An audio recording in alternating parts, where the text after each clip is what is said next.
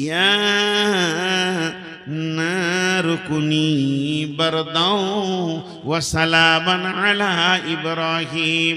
বেঈমান নমরুদ যখন ইব্রাহিমকে আগুনে ফেলে দিল, আসমান থেকে আল্লাহ বললেন, হে আমার আগুন, তোমার কাছে থেকে যে জ্বালানি ক্ষমতাটা ছিল, পুড়িয়ে ছাই করার ক্ষমতাটা ছিল, ওই জিনিসটা আমি আজকে তোমার কেড়ে নিলাম। আমি আল্লাহ তোমাকে বানিয়েছি, তুমি আমার গোলাম, আমি এটা বলবো তাই শুনতে হবে। আমি ইব্রাহিমকে তোমার ভিতরে পাঠালাম। ফেরাউন নমরুদ বেঈমান ভরে দিল, তুমি সব করবে, তুমি জ্বলবে, তুমি কাঠ পোড়াবে, সবকে পুড়িয়ে ছাই করবে। পার্টিকুলার একটা নাম কোরআনে এসেছে, সালামান আলা ইব্রাহিম, আমার ইব্রাহিমকে জ্বালাবে না। ইব্রাহিম যেন একটা ছুঁচের পরিমাণ তাপ তোমার কাছ থেকে না পায়, ইব্রাহিম যেন শান্তিতে থাকে। তাহলে আমি আল্লাহ তোমাকে হুকুম দিলাম ইব্রাহিমকে পোড়াবে না। তো সমস্ত কাঠ দাও দাও করে জ্বলছে, আগুন দাও দাও করে জ্বলছে, কাঠ শেষ হয়ে যাচ্ছে, কিন্তু ইব্রাহিমের একটা লোম পড়ছে না। বাংলাদেশের এক মুফাসসির বলছিলেন, আলেম মানুষ বায়ান করছিলেন, আমি শুনছিলাম, বলছেন যে ফেরাউনকে আগুনে দেওয়ার, ফেরাউন এই নমরুদ আগুনে দিল ইব্রাহিমকে, ইব্রাহিম পুড়ছে না, যেমন ভালো মানুষ তেমনি হয়ে। তো নমরুদ রেগে গেছে, রেগে গিয়ে আগুনকে বলছে, ওই তোর কি হলো, সব কাঠগুলোকে পুড়ে শেষ করে দিলি, ইব্রাহিমকে পারছিস না কেন? তোর কি জ্বালানি ক্ষমতাটা শেষ? নমরুদ বলছে আগুনকে, তোর কি জ্বালানি ক্ষমতাটা শেষ? একটা মুফাসসির বলছিলেন, আমি নিজে শুনেছি, তো আগুনের ভিতর থেকে আওয়াজ আসছে, তোর কি সন্দেহ হচ্ছে আমি জ্বালাইতে পারছি না? তো তুই ঢুকে যা, ওটা আমার আল্লাহ আমাকে কাবু রেখেছে, তোর সন্দেহ হলে তুই ঢোক, পাওয়ার মেপে চলে যাবি কত আছে। তো আগুন এখান থেকে একটা অংশকে আল্লাহ আলাদা করলেন। আর একটা উদাহরণ কেমন, এই উদাহরণটা একটু ডিপলি, খুব সূক্ষ্ম মিজাজে বুঝতে হবে। মাথাতে একটা ছবি নিয়ে আসেন, একদিকে রাসূলুল্লাহ সাল্লাল্লাহু আলাইহি ওয়াসাল্লাম হাতে প্রদীপ নিয়ে আসেন, গোটা আপনাদেরকে ডাকছে, এসো এসো আমার কাছে আলো লাও, রাস্তা দেখো। এই রাস্তা, আলো বলতে কোরআনের আলো, রাস্তা বলতে জান্নাতের রাস্তা, দুটো মাথায় রাখবেন। এই আলোটা দুনিয়ার এই আলো নয়, ভাত মুড়ি খাবো বলে দেখবো ওই আলো নয়। এসো, এই যে আমার কাছে আলো লাও আর রাস্তা দেখো, ঠিক জায়গায় পৌঁছে যাবে। আবু জাহেলের দল রসুলের বিরুদ্ধে আর একটা আগুন ওই দিকে জ্বেলে দিলে, সেই আগুনটা কি, যেমন আমাদের এখানে আছে মার্ক্সবাদ, গান্ধীবাদ, গীতাঞ্জলি, কার্ল মার্ক্সের বইটার নামটা দাস ক্যাপিটাল, মানে সমাজকে এরা আলো করবে, সমাজকে এরা, ভারতের যে আইন, বিদেশি আইন, মানুষকে মানুষ সোজা রাখার জন্য যে আইনগুলো তৈরি করেছে, এটা আল্লাহকে বাদ দিয়ে যে আইনগুলো হয়েছে, এটা একটা প্রদীপ। কার্ল মার্ক্সের যে বইটা আছে দাস ক্যাপিটাল, ও চেয়েছে আমি সমাজকে আলো দিব, আর আল্লাহ পাঠিয়েছেন নবী মোহাম্মদের হাতে এইটা, তো দাস ক্যাপিটাল একদিকে আর এইটা একদিকে, এই আলোতে আপনাকে দেখে জান্নাত দেওয়া হয়েছে। আর ওরাও আলো জ্বেলেছে, ওরা আলো জ্বেলেছে, এসো তোমাদেরকে শান্তি দিব, পথ দিব, হেদায়েত দিব, এমন শান্তি দিব, শান্তি আর শান্তিতে থাকবে। আল্লাহ ওদের জন্য বলছেন, কি বলছেন, মাসালুল্লাযীনা কাফারু কামাসালুল্লাযীনা কাফারু মাসালাহুম কামাসালিল্লাযীনা ইস্তাওকাদা নারান ফালাম্মা আদাআত মা হাওলাহু। আল্লাহ বলছেন আমি মিসাল দিছি ওইটা। এবার আগুনের ওপরে মিসাল মনে করলেন। রসুলের কাছে একটা প্রদীপ আছে, আর এখান থেকে আপনি মসজিদ পর্যন্ত যাবেন, ঘুটে অন্ধকার রাস্তা, মসজিদ যেতে চাইছেন পেছেন না। আর নবী মোহাম্মদ সাল্লাল্লাহু আলাইহি সাল্লাম এখানে আছেন, আপনি এসে বললেন নবীজি গো আমার প্রদীপটা জ্বালিয়ে দেন। নবীজির প্রদীপটা দিয়ে দিলেন, আপনারটা জ্বলতে শুরু করলো। আপনি দেখে দেখে মসজিদে যাচ্ছেন। এইটার জন্য আল্লাহ বলছেন এই প্রদীপে তুই লাগাবি, তোর প্রদীপ জ্বলে যাবে, আঁধার সরে আলো হয়ে যাবে। আগুনের ভিতরে গুণটা আছে, তুই মসজিদে চলে যাবি। ডান দিকে ওই পাশে আবু জাহেল আলো জ্বালিয়ে দিয়েছে, দাস ক্যাপিটাল আর রবীন্দ্রনাথের গীতাঞ্জলি এনে দিয়েছে। বলছে কোরআন পড়তে হবে না, ওর কাছে যেতে হবে না, ওটা বহুত পুরাতন কথা। কাল আসাতিরুল আউয়ালিন, ও আর রাস্তা দিতে পারবে না। এই যুগে যেমন চলতে গেলে যা আইন করতে হয় আমরা করেছি। এরা প্রদীপ জ্বালিয়েছে, আলো জ্বালিয়েছে, মনে করলেন একটা টায়ারকে নিয়ে এসে আগুন ধরিয়ে দিয়েছে, দাও দাও করে জ্বলতে শুরু করেছে। মানুষ ওই আগুনটা দেখে তার কাছে গেছে, এটা হচ্ছে আগুন রে, এই আগুন চলি খানি নিয়ে নিল। এবার রাস্তা দেখছে, মাসালুহুম কামাসালিল্লাযী ইস্তাওকাদা নারান ফালাম্মা আদাআত হাওলাহু। ওই আগুনের কাছে যখন সবাই গেল, বেঈমানের আগুনের কাছে, রসুলের আগুনের কাছে যতজন এলো, রাস্তা পেয়ে গেল, মসজিদ যেতে শুরু করেছে, ওরা ফজরের জামাত ধরবে, এশার জামাত ধরবে। কিন্তু বেঈমানদের আগুনের কাছে যারা গেল তাদের সম্পর্কে আল্লাহ বলছেন, যখন তারা ওই আগুনের কাছে পৌঁছালো, আল্লাহ বলছেন যাহাবাল্লাহু বিনূরিহিম ওয়া তারাকাহুম ফি যুলুমাতিল লা ইবসিরুন। ওই আগুনের কাছে পৌঁছালো। আমি যেমন ইব্রাহিমের আগুনকে বলেছিলাম ওরে জ্বালানি শক্তিটা কেড়ে নিলাম, তুই থেকে যা, ইব্রাহিমকে জ্বালাবি না। আর এই বেঈমানদের আগুনে যে আগুন আঁধারকে আলো করে, ওই ক্ষমতাটা আমি কেড়ে নিলাম। জাহাবাল্লাহু বিনূরিহিম, আমি আগুনকে বললাম, আবু জাহেলের আগুনকে, এ আগুন তুই জ্বলবি আর যা দিবে তাকে জ্বালাবি, কিন্তু আঁধারকে ঠেলে যে আলো হয় ওইটা আজকে তোর কাছ থেকে কেড়ে নিলাম আমি আল্লাহ। খবরদার আঁধারকে আলো করবি না। ওদের আগুন জ্বলছে দাও দাও করে, আগুনে হাত দিলে ও বাবারে পুড়ে গেলাম, জ্বলে গেলাম। আগুন তো ঠিক আছে, কিন্তু আঁধারই আছে, আলো নাই। একটা কথাই বুঝে নেবেন, সৌদিতে আজও কোরআনের আইন আছে, 100 ভরি সোনা পরে মেয়েরা রাত 12টায় মসজিদে নামাজ পড়ে চলে যাচ্ছে। আর আমেরিকায় আজ কোরআনের আইন নাই।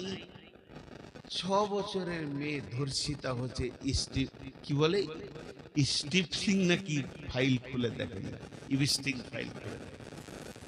এই ফাইল আজকে সারা বিশ্বকে বুঝিয়ে দিল ওরা কত আঁধারে আছে, ওদের কাছে আলো নাই। কারণ আলো যে জায়গায় আছে সেটাকে কেড়ে নেওয়া হয়েছে।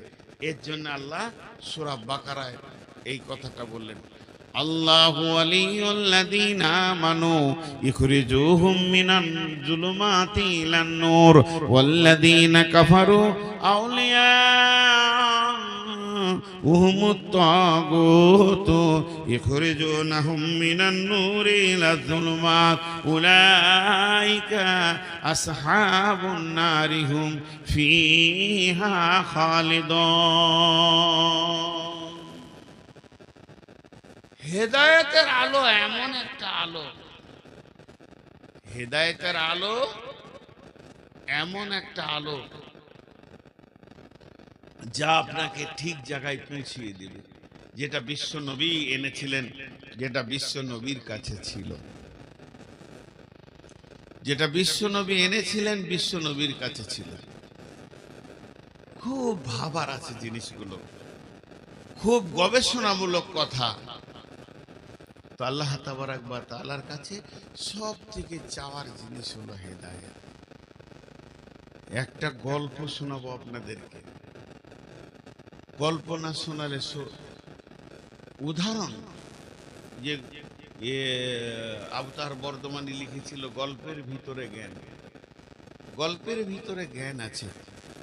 আর এই গল্পটা আমি অনেকবার শুনিয়েছি, ফেসবুক ইউটিউবে হাজারো বার পেয়ে থাকবেন, নতুন কিছু নয়। সেটা হচ্ছে, কার কথা বলবো, ধরেন নবী মুসা। প্রথমে ক্লিয়ার করে দিচ্ছে এটা হাদিস মনে করবেন না, এটা হাদিস নেই, এটা কোরআনের তাফসীরও নেই। আমি নবীর নামে বলছি বোঝানোর জন্য, গল্পকে সুন্দর করে বানিয়ে এর ভিতরে জ্ঞান আছে বিধায় আপনি এটাকে হাদিস বা কোরআন বলবেন না। নবী মুসার কথা কেন বলছি? নবী মুসা ছিলেন কালিমুল্লাহ, আল্লাহর সঙ্গে কথা বলতেন সরাসরি। তুর পাহাড়ে গিয়ে আল্লাহর সাথে কথা বলতেন, আল্লাহ মুসার সঙ্গে কথা বলতেন। তো নবী মুসা হন্তদন্ত করে হাঁটছে আপনাদের পোড়ামারির রাস্তার ভিতর দিয়ে, চললো আল্লাহর সঙ্গে কথা বলবে। ওনার কিছু দরকার আছে, প্রয়োজন পড়েছে আল্লাহর কাছে কথা বলার জন্য, উনি ব্যস্তর সঙ্গে হাঁটছেন। ঠিক রাস্তার ধারে একবারে বিরাট বড় ড্রেন, সেই ড্রেনে একটা শূকর এই পর্যন্ত ডুবে আছে। ওই মশাকে দেখে সে লাফ দিয়ে ড্রেন থেকে উঠল। গল্পের সব কথাই হয়, শূকরও কথা বলে। তো শূকর বলছে, হে নবী মুসা, তুমি চললে কোথায়? বলে, আমি আল্লাহর কাছে চললাম, আমার কাজ আছে। তখন বলছে, তো তোমার যেটা কাজ আছে তুমি সেরে নিও, আমার একটা খবর আল্লাহর কাছ থেকে নিয়ে আসি। বলে, কি? বলে, তুমি আল্লাহর কি করেছো যে আল্লাহ তোমাকে মানুষ বানালো?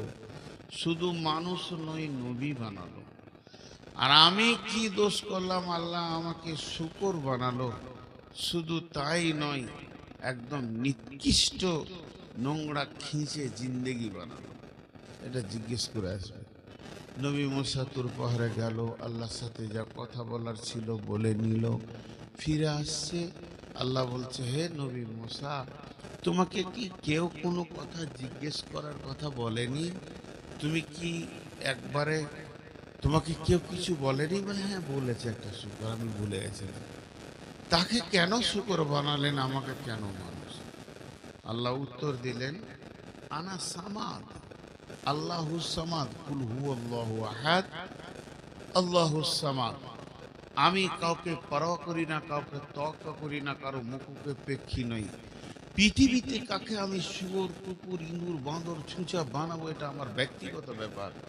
কিয়ামতের মাঠে কাকে কি ফায়সালা দিবে এটা আমার ব্যক্তিগত ব্যাপার। এই ব্যাপার নিয়ে কেউ যেন আমার ব্যাপারে নাক না গলায়।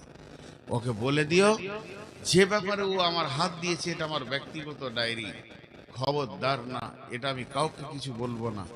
মেহশারের দিন সব দেখতে পাবে কার কি আঞ্জাম হচ্ছে।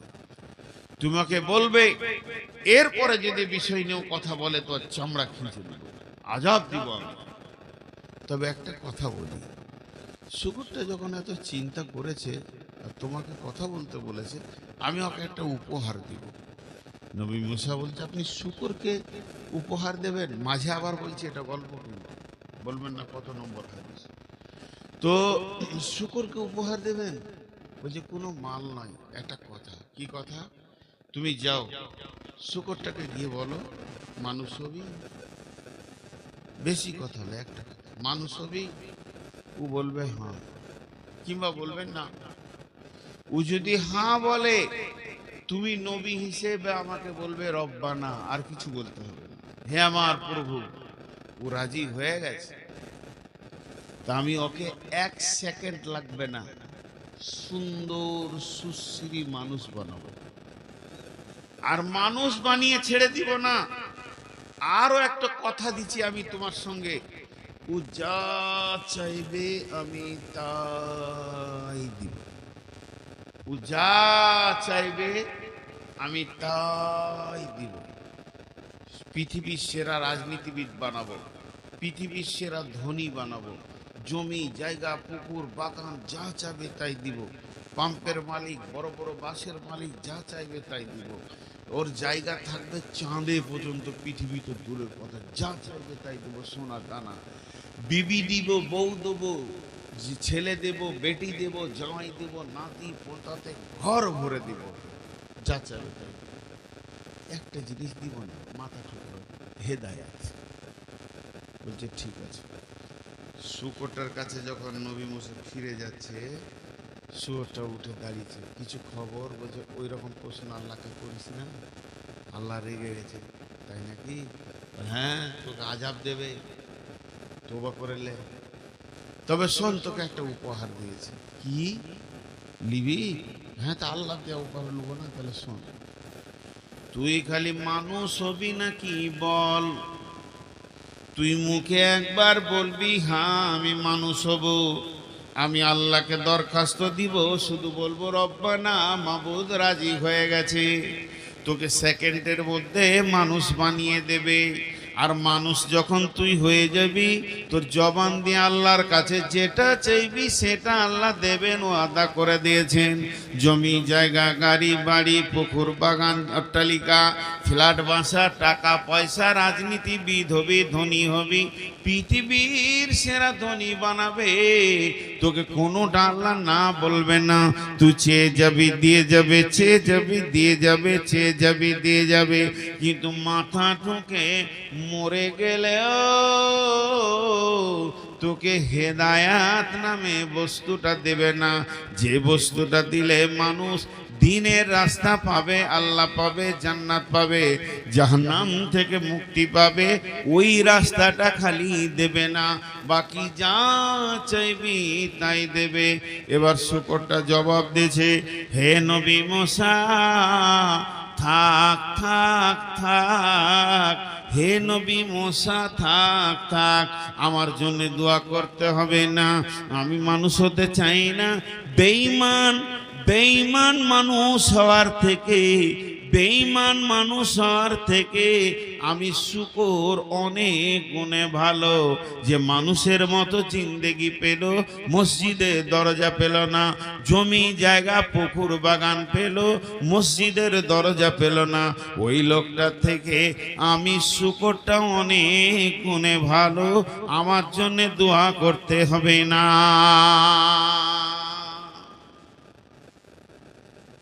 আমরা ভাবি হয়তো যে লোকটা বড় চাকরি পেয়ে গেছে, মেলাই টাকার মালিক, ইট ভাটার মালিক, কোটি কোটি টাকার ডাম্পার ঘুরছে যার আঙুলের ইশারায়, সেই মনে হয় সব থেকে দামি। মাথা খারাপ। যার কাছে কিছুই নাই, 1 টাকা নাই, সে যদি হেদায়েত পেয়েছে সে দামি, আর যে হেদায়েত পেল না সে দামি নয়।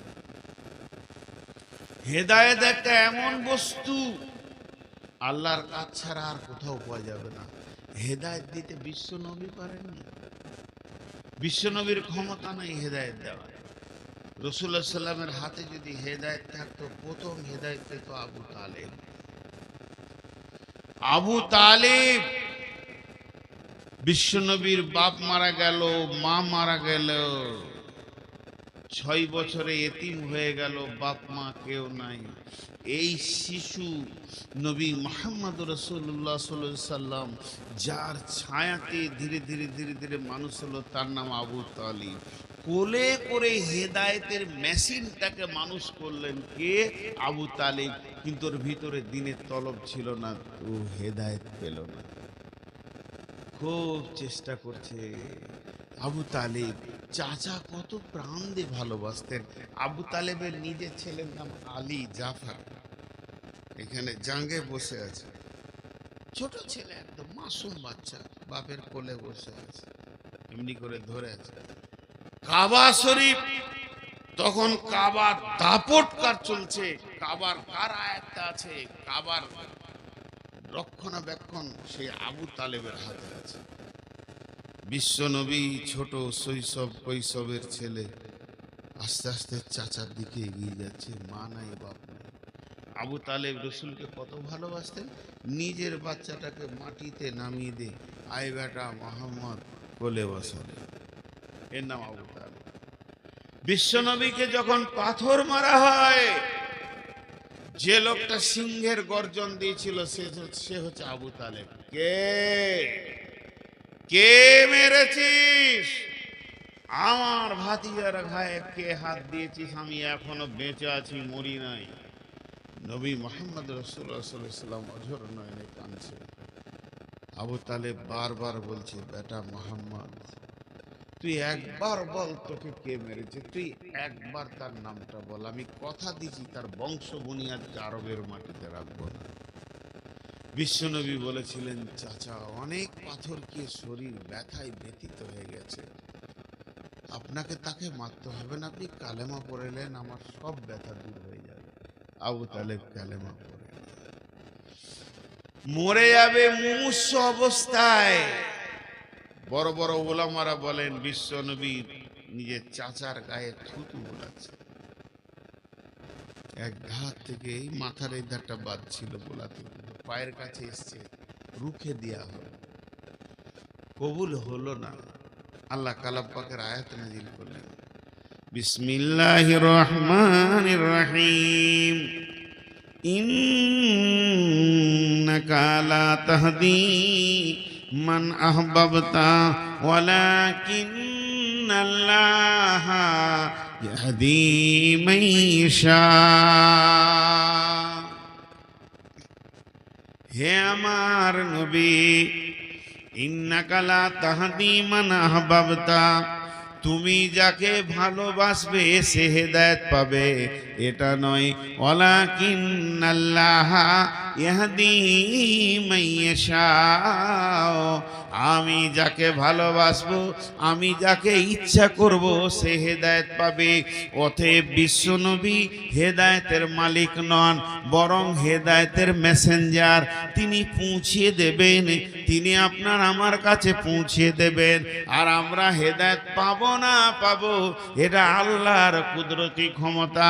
আল্লাহ ক্লিয়ার বলে দিলেন, ইন্নাকা লা তাহদি মান আহবাবতা ওয়ালাকিন্নাল্লাহা ইয়াহদি মান ইয়াশা। হেদায়েত এমন একটা সলিড জিনিস। প্রথম থেকে আমি একটা বিষয়ে কথা বলছি আপনাদের কাছে। জি, আজকে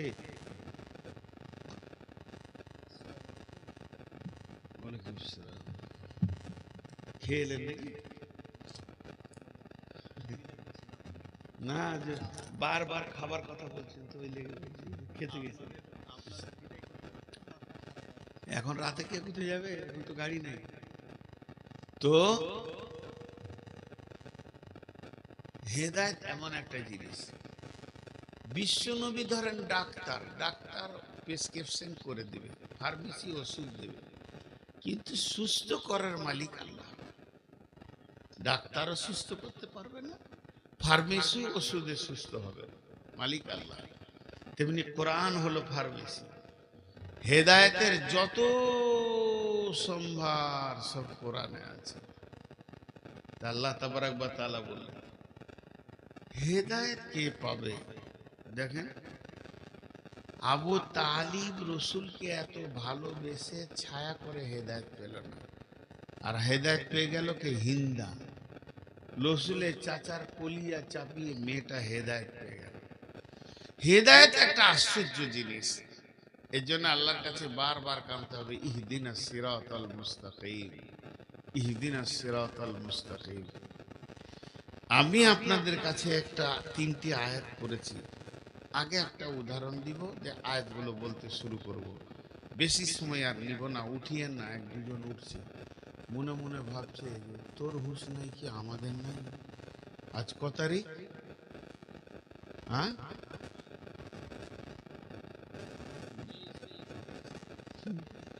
এখনো মাথা ঠিক নেই। কেউ বলছে 22, কেউ বলছে 23, কেউ বলছে মৌলবীদের ভিতরে কেন অত মতান্তর হয়। এই 23 তারিখ, আজকে আমার জালসা আছে উমরাপুর, শাহজাদপুর, ধুলিয়ান। এখানে বকাটা ঠিক হবে না, তাও খানিক চালিয়ে দিই, একটু ধৈর্য ধরে। এই উপকরণগুলো আপনাদের হাতে তুলে ধরি।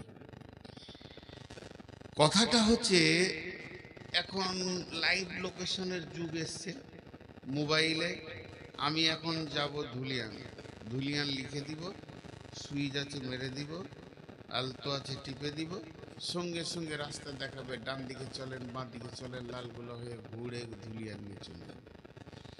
কিন্তু এক যুগে এই লোকেশনটা যখন ছিল না, তখন লোকেশন নিতে হতো কেমন করে। আমি তো নিয়েছি যখন মোবাইল ছিল না, বিহারে গেছি, হাজি বাড়ি যাবো কি করে, বলে দিত আপনি এখান থেকে যাওয়ার একটা মোড় পাবেন, মোড়টার নাম এই, ডান দিকে ঘুরবেন, তারপর একটা মোড় পাবেন, এই নাম ওই নাম।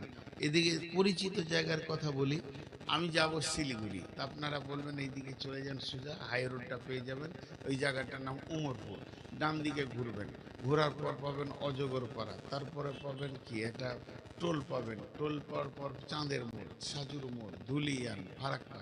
তাহলে রাস্তা ঠিক আছে। এইটার পরিবর্তে যদি আপনি পান মোরগ্রাম, তারপরে আপনার কিনা রতনপুর, বহরমপুর, বেলডাঙ্গা, তাহলে রাস্তা ভুল হয়ে গেছে। তখন গাড়ি দাঁড় করিয়ে আবার এই মোড়গুলোতে যেতে হবে। এখন আমরা এখানে যতজন বসে আছি, আমরা সব যাত্রী, যাব কোথায়? জান্নাতে। তা রাস্তায় কি আছে, মোড়গুলো কি আছে, এখান থেকে জান্নাত লাইভ লোকেশন পাওয়া যাবে না। তো মোড়গুলো বলে দেব, কোরআন থেকে বলবো।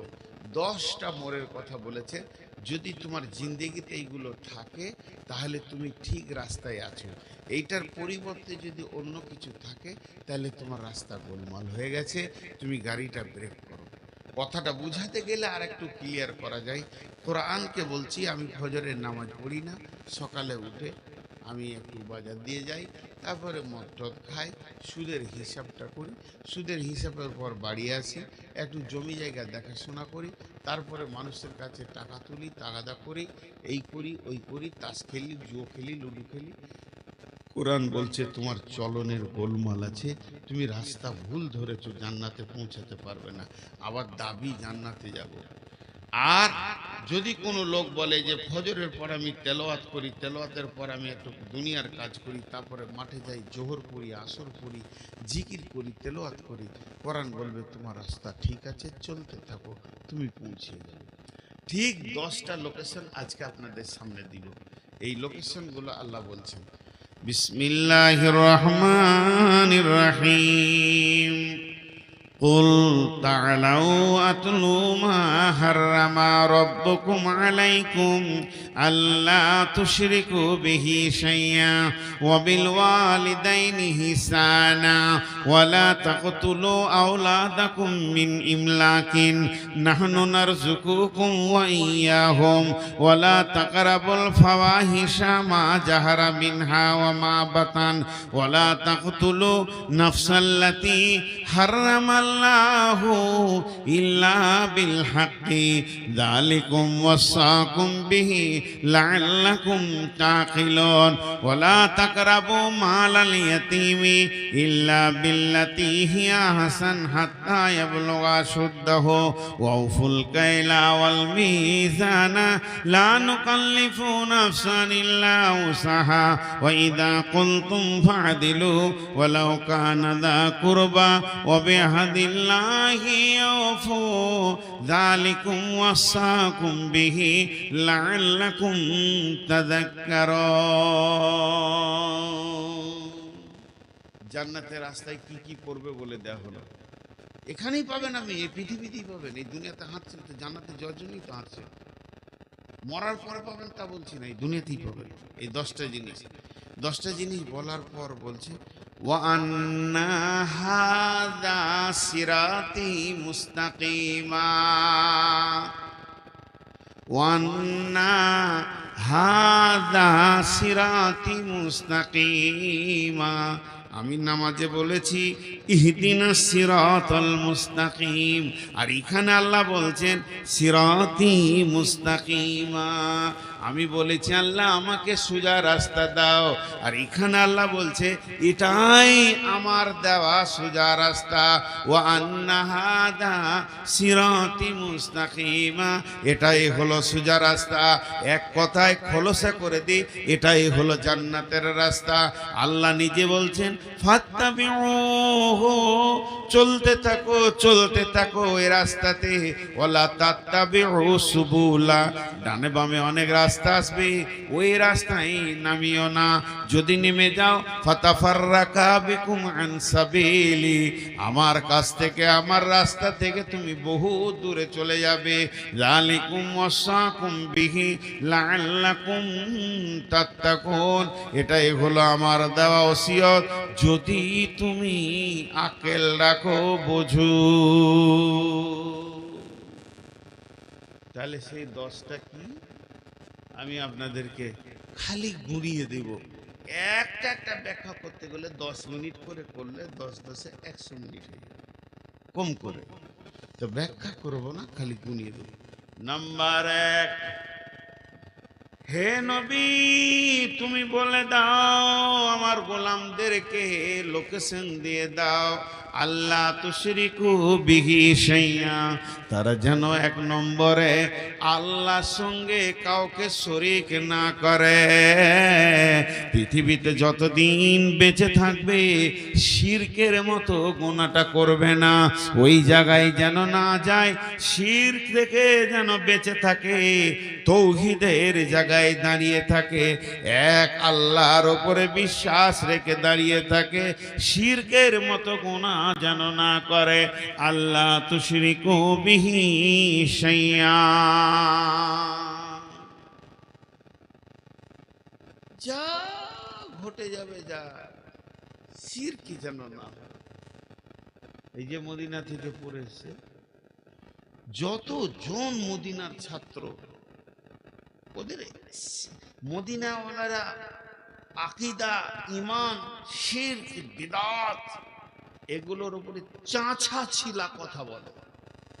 পড়াশোনাও চাঁচা ছিলা হয়, উন্নত মানের হয়, যে পৃথিবীর মানুষ তোমার দ্বারা দুটো ভুল হয়ে যাক, গুনাহ হয়ে যাক না, আমি গুনার লাইসেন্স দিতে আসিনি, শুধু বোঝানোর জন্য বলছি, নামাজের ভিতরে একটা সূরা ভুল হয়ে গেছে, বাই চান্স হয়ে গেছে, ভুল করেন এটা বলছি না, কিন্তু যেন শিরক এটা ভুল বশত না হয়, এর থেকে বেঁচে থাকবে। ওয়াবিল ওয়ালিদাইনি ইহসানা, 2 নম্বর তোমার লোকেশন হচ্ছে তোমার আব্বা মা, যদি পৃথিবীতে বেঁচে থাকে ওদের ওপরে ইহসানি করবে, ওদের ওপরে কথাও বলবে না, চড়াও হবে না। ফালা তাকুল্লাহুমা উফিউ ওয়ালা তানহারহুমা ওয়া কুল্লাহুমা কাওলান কারীমা। ওইখানে দিয়ে দে। তুই যে ভাবছিস যে কোরআন শরীফ আনছিস, তা মনে হচ্ছে একটা ডায়েরি নিয়ে আসছিস, ঝুলিয়ে ঝুলিয়ে বুকে করে নিয়ে আদরে বসে। মা বাপের সঙ্গে ভালো ব্যবহার করো, আল্লাহর হকের পরে পরেই মা বাপ। জি, এমন একটা গুরুত্বপূর্ণ বিষয় মা বাপটা। ওয়াকাযা রাব্বুকা আল্লা তা'বুদু ইল্লা ইয়াহু ওয়া বিল ওয়ালিদাইনি ইহসানা ইম্মা ইয়াবলুগান্নাকা কিবারা আও আহাদাহুমা আও কিলাহুমা ফালা তাকুল লাহুমা উফিন ওয়ালা তানহারহুমা ওয়া কুল লাহুমা কাওলান কারীমা। মা বাপের হক এতটুকু, যেন আমি বলেছি কোনোটা বিস্তারিত বলবো না, এর উপরে আয়াত আছে, মা বাপের উপরে হাদিস আছে অনেক। সারা জীবনে বাপের হক কেউ মিটাতে পারবে না, মায়ের হক কেউ মিটাতে পারবে। তো মা বাপের সঙ্গে ইহসানি করো। 2টা হলো, প্রথম নম্বরে আল্লাহ বললেন আল্লাহ তুশরিকু বিহি শাইয়া, 2 নম্বর বিল ওয়ালিদাইনি ইহসানা ওয়ালা তাকতুলু আওলাদাকুম মিন ইমলাকিন নাহনু নারযুকুকুম ওয়া ইয়াহুম। 3 নম্বরে ভুলটা খবরদার তোমরা করবে না, যদি করে যাও তাহলে জাহান্নাম।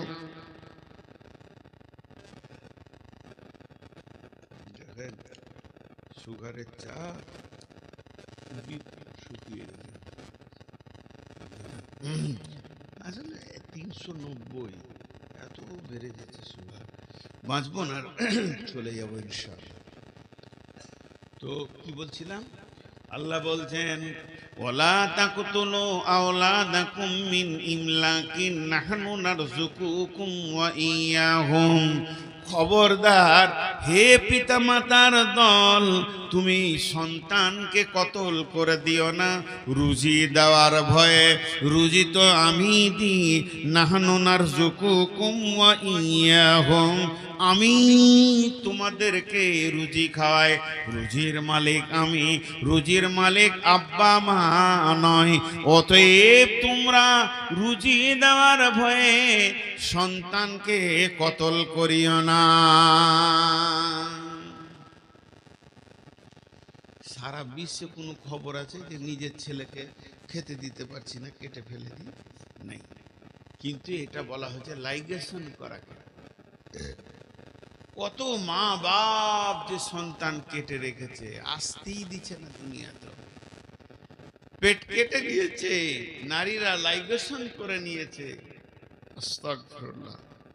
যে মেয়েটা লাইগেশন করবে এবং সেই মেয়েটার স্বামী যদি পরামর্শে যুক্তিতে থাকে এবং ওই মেয়েটার মা বাপ যদি পরামর্শ দিয়ে সম্মতি দেয়, শ্বশুর শাশুড়ি যে ডাক্তার লাইগেশন করবে আর যে এনজিও থেকে হবে, সকল কি কিয়ামতের মাঠে সন্তানের ব্যাপারে জবাব দিতে হবে।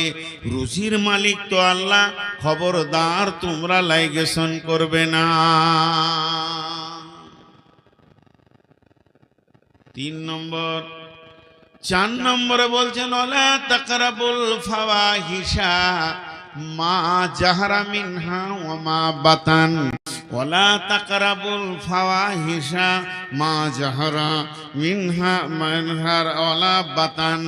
খবরদার, খবরদার, যে জায়গাতে প্রকাশ্যে কিংবা গোপনে কাবিরা গুনাহ চলছে, যে জায়গাতে যে সীমানাতে কাবিরা গুনাহ চলছে প্রকাশ্যে কিংবা গোপনে, ওয়ালা তাকরাবুল ফাওয়াহিশা মা জাহারা মিনহা ওয়া মা বাতান, ওই জায়গায় তুমি যাবে না। তাহলে হেদায়েতের রাস্তা থেকে তুমি সরে যাবে, তোমার পদস্খলন ঘটে যাবে। ওই জায়গাতে তুমি যাবে না, যাবে না, যাবে না। তার মানে লুডু চলছে, তাস চলছে, জুয়া চলছে, গীবত চলছে, সুদ চলছে, জেনা চলছে, ব্যভিচার চলছে, যত রকম নোংরামি যে জায়গায় চলছে, হে মুমিন মুসলমান, তুমি ওই জায়গায় পা দেবে না।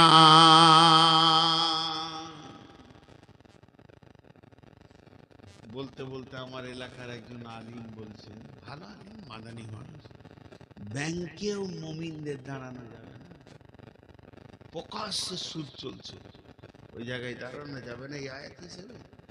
কিন্তু আমরা যে দেশে বাস করছি, কোনো রকম টেনে টুনে ফতোয়াতে একটা ব্যাংকে বই রাখা যায় উইদাউট সুদ, কারেন্টে কারেন্ট, তার বেশি কিছু ব্যাংকে যে বেশি সময় কাটানো যাবে না, কাজ সেরে পালিয়ে আসতে হবে জান ছিট ফিটিয়ে।